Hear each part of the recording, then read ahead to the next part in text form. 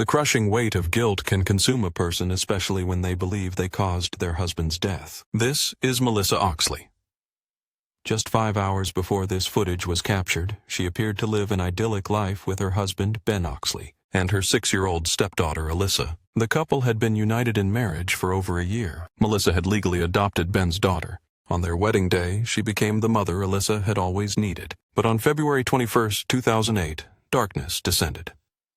At 3:00 a.m., Ben Oxley was discovered murdered in his bed, a shotgun wound to his head marking a brutal end. Alyssa, his wife, insisted she was asleep beside him and saw nothing. Though drenched in blood, she bore no physical injuries. Investigators struggled to reconcile how she could witness nothing if someone fired the fatal shot. She claimed she had been in a deep, unshakable sleep. Yet police remained convinced Alyssa was the killer. If this were a random attack, they wondered why was she left alive when she lay right there. But the truth was far from this grim assumption. The mystery behind Ben Oxley's murder might have remained unsolved if not for one sharp 6-year-old who stayed awake that night. Alyssa witnessed something she was never meant to see, a secret that could exonerate her stepmother. The year was 2004 in the quiet town of Minden, Nevada. Ben Oxley, 32, was a freshly single father striving to rebuild his life after a bitter divorce. Having secured shared custody of Alyssa, he devoted himself entirely to raising his 3-year-old daughter. Their bond was profound, unlike any typical father-daughter relationship.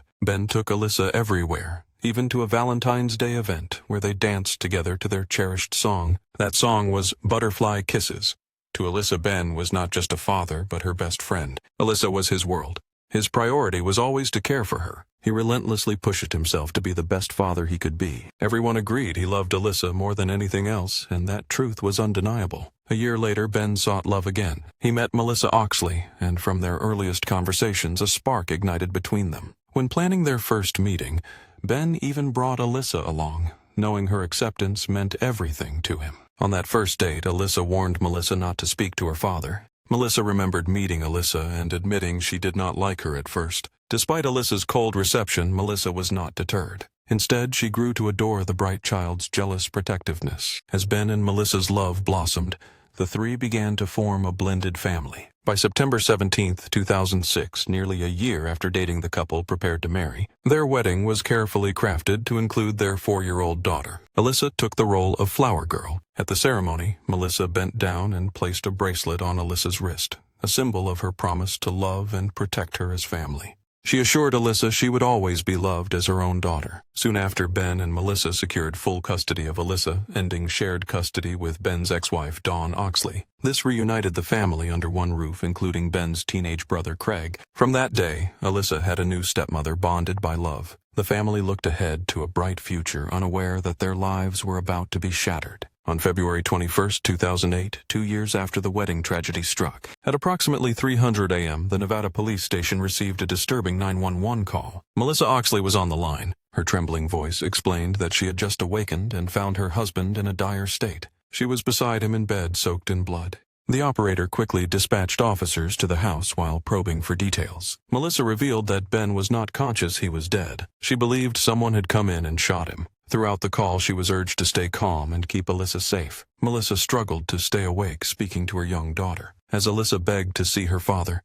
Alyssa firmly held her back. She insisted it was too dangerous for the child to enter the room. Suddenly, Alyssa heard noises outside the bedroom and feared an intruder remained inside the home. She urgently informed the dispatcher of this alarming development. The police assured her they were rushing to the scene with lights and sirens. When officers arrived, the front door stood wide open. Cautious and alert, they entered the darkened foyer. The house was engulfed in silence, the lights all off. Officers moved quietly through the shadows, uncertain of what awaited them. Their first stop was the bedroom. Peering inside, they found a motionless figure lying beneath the covers. The room was dark, the atmosphere heavy with dread. A chilling question crossed the officer's mind. Would this be a scene of death, or would a hidden threat emerge gun in hand? With measured caution, the police advanced through the dimly lit house, making their way toward the first bedroom. Peering inside, their eyes met a shadowy figure lying motionless under thick blankets. The stillness unsettling. The officers called out, firmly identifying themselves as the sheriff's office and ordering the occupant to reveal their hands. Their commands echoed through the room, repeated again and again, but no answer came from the silent figure beneath the covers. Suddenly, a young man stirred, emerging from under the blankets as if roused from a deep, heavy sleep. With panic evident, he raised his hands to the armed officers and identified himself as Craig, 17 years old, and Melissa Oxley's younger brother Craig was residing with the family at that time. The detective's focus snapped back to the hallway where Melissa stood. She was stained with bloodshot etched deep across her face. In one hand she clutched a phone. In the other, her stepdaughter, Alyssa. Officers swiftly swept through the house, uncovering no other occupants except the lifeless body of Ben Oxley in the master bedroom. The grim scene revealed a shotgun wound at the back of his skull. Initial examination suggested Ben was asleep when the fatal shot was fired. No signs of forced entry were present. No broken windows, no doors breached. Investigators began to suspect the killer was no stranger to the household. Possibilities narrowed toward Melissa or her teenage brother Craig. Both were taken in for questioning while young Alyssa was separated from her stepmother for her own safety. Suspicion tightened on Craig when investigators discovered 2 shotgun shells on his nightstand. The ammunition was his. He was known to be the only family member interested in firearms, an avid hunter. Craig owned duck hunting gear and was familiar with guns. Since Ben had been shot with a shotgun, the evidence seemed to implicate him. Yet despite the shells found nearby, Craig maintained he was asleep when police arrived. He explained he had been exhausted, caught in a deep slumber. Even upon waking, he claimed confusion about the unfolding events. When pressed about locked doors and the murder, Craig denied any involvement. Though investigators remained skeptical, forensic tests soon silenced doubts. No gunpowder residue was found on his hands. No physical evidence linked him to firing the weapon. He was, as he claimed, asleep in his room during the murder. They acknowledged that sometimes people withhold truth secrets hidden beneath the surface. Confusion and fear gripped Melissa, who faced the worst nightmare, being blamed for her cousin's death. Despite the shock of seeing her covered in blood, it was clear Melissa bore no physical wounds. She insisted on her innocence, denying knowledge of her husband's death. What detectives didn't realize was that in the adjacent room, Alyssa was awake, alert, and witnessing something vital that night. With no physical proof tying Craig or Melissa to the crime, the investigation stalled, forcing police to release both suspects. The case took a sharp turn when authorities uncovered a $400,000 life insurance policy payable entirely to Melissa upon Ben's death. Melissa denied any knowledge of this policy yet. For Ben's family, it was the damning clue, the possible motive for murder. Meanwhile, to shield Alyssa from the toxic environment, a judge ordered she be placed with her birth mother, Dawn Oxley. Alyssa was uprooted, moving into a home with Dawn, her boyfriend James McLean, and other siblings she barely knew. Despite the change, the child longed for Melissa, her stepmother and source of comfort. The young girl grappled with raw grief, the loss of a father who had been a constant protector and devoted presence. Ben's world revolved around Alyssa. She was his everything. He was a joyful, loving dad driven to be the best for his daughter. All Alyssa wished for was to return to the life she knew, but now separated from Melissa and surrounded by whispers, she faced a harsh reality. Accusations flew around her, and the finger was pointed squarely at Melissa, fueled especially by Dawn's suspicions. Alyssa confided that her birth mother believed Melissa had killed her father that night. Against all odds, it was the 6-year-old Alyssa who stood alone in her unwavering belief in Melissa Oxley's innocence, though kept apart from her stepmother and father. Alyssa clung to the memories of genuine love and happiness shared with Ben Oxley and Melissa Oxley. What she revealed to detectives was a detail no one had yet been able to confirm, an unexpected piece in the puzzle.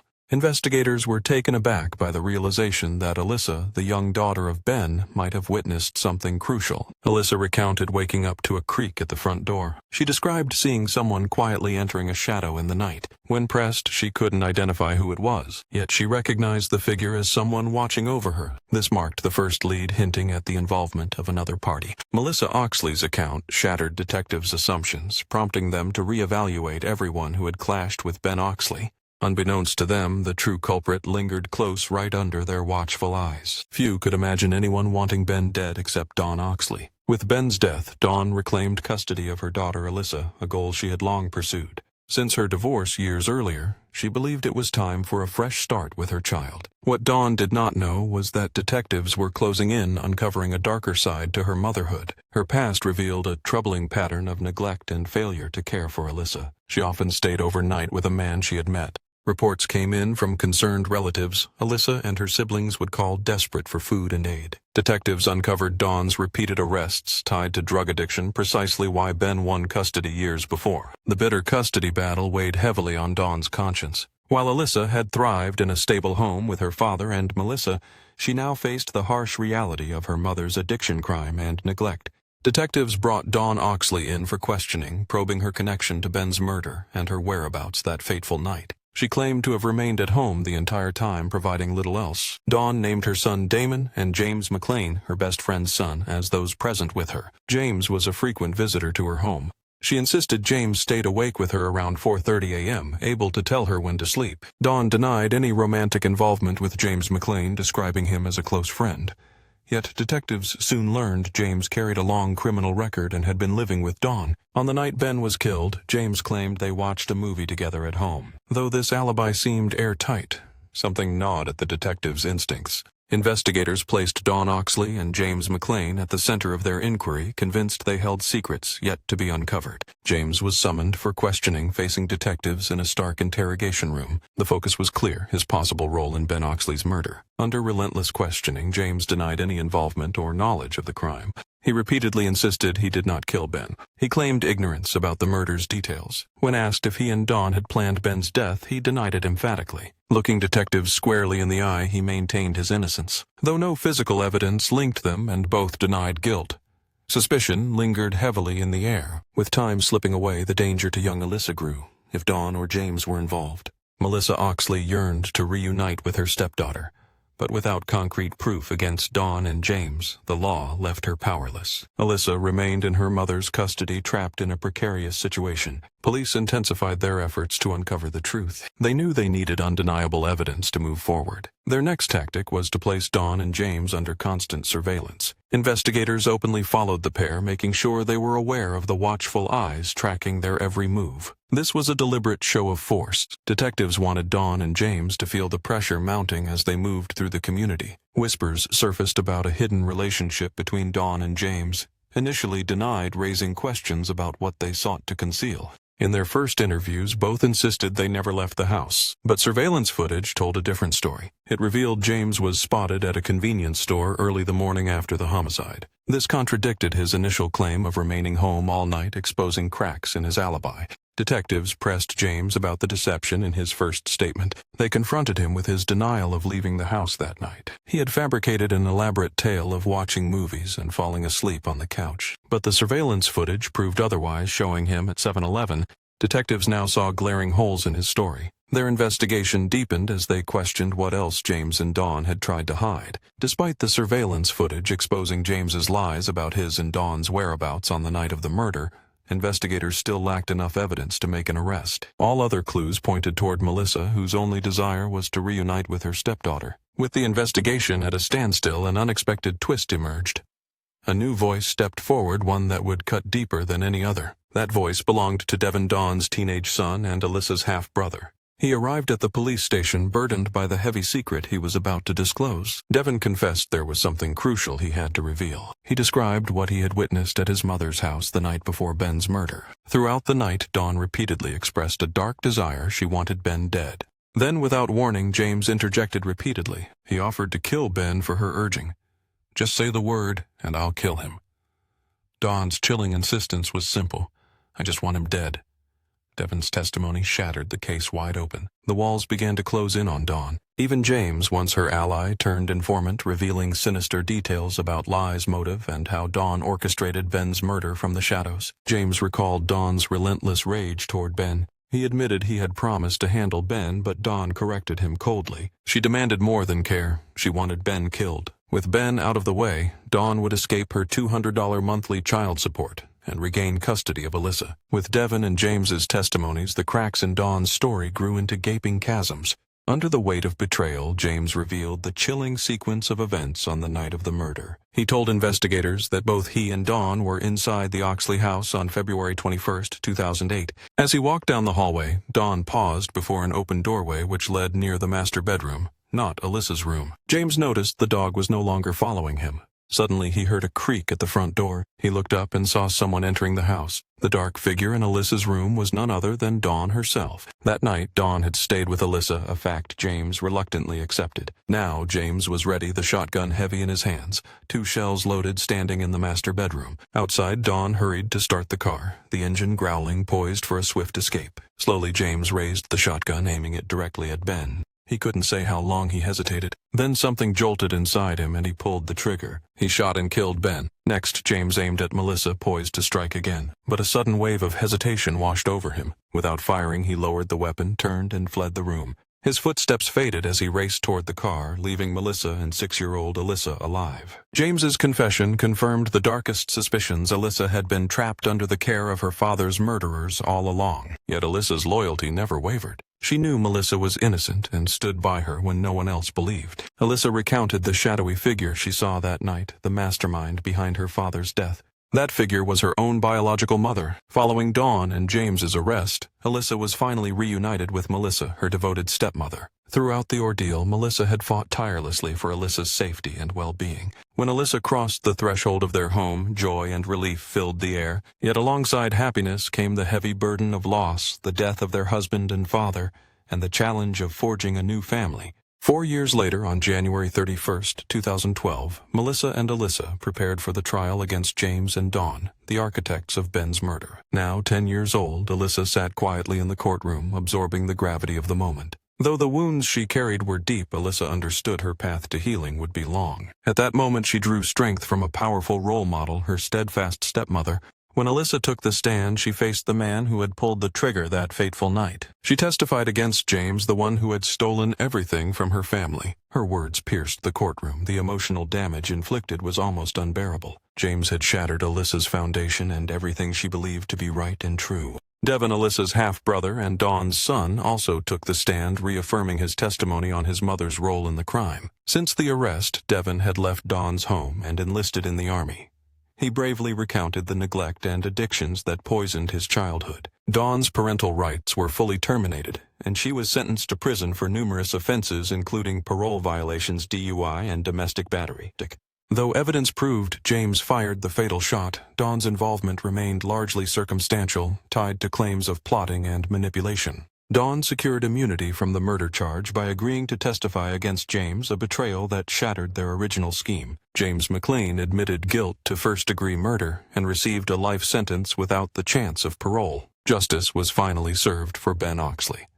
Yet, as James was led away to begin his life behind bars, Alyssa made an unexpected and remarkable request. She asked for a private meeting with the man who had taken her father's life. In that moment, she conveyed her decision to forgive him, offering words of hope instead of hate. Though overwhelmed by tears and grief, 10-year-old Alyssa summoned extraordinary courage to forgive the man who had destroyed her family. Her heart held nothing but kindness and love even after the unimaginable loss she endured.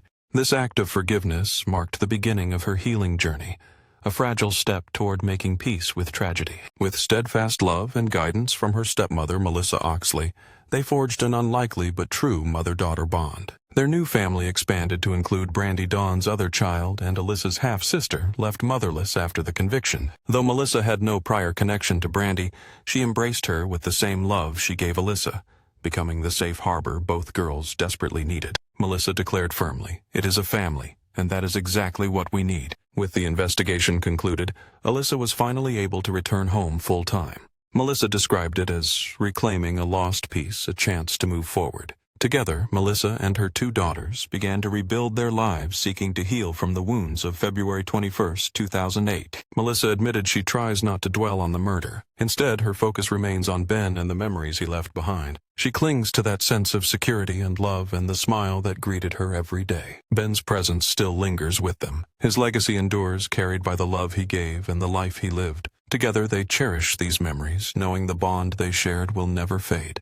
Alyssa confessed she misses him deeply and feels his love still surrounds her. She acknowledged that she is doing better now than she ever was before. Ben remains forever in her heart, never to be forgotten. On her wedding day, Melissa vowed to stand by Ben and Alyssa for the rest of their lives. She reflected that the love we choose is the love that lasts forever.